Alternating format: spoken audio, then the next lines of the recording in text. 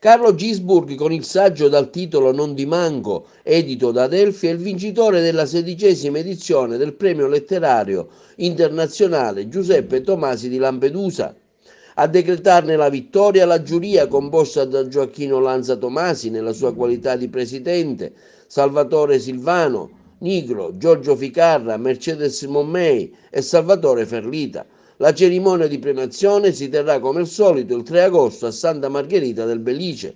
Carlo Gisburg ha insegnato storia all'Università di Bologna, alla University of California di Los Angeles, alla Scuola Normale di Pisa.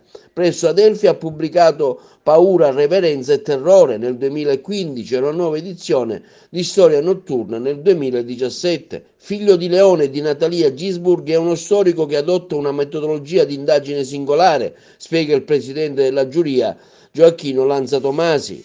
L'approccio storico di Gisburg rivela che la verità storica possa essere trasmessa anche da uno studio di personaggi rilevanti e non soltanto da una ricognizione sulla vita dei protagonisti.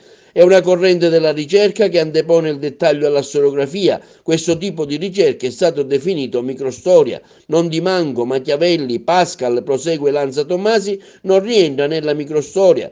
Rientra invero pienamente nella storia di Lampedusa, ultimo capitolo, leggere fra le righe, Notarella sul Gattopardo.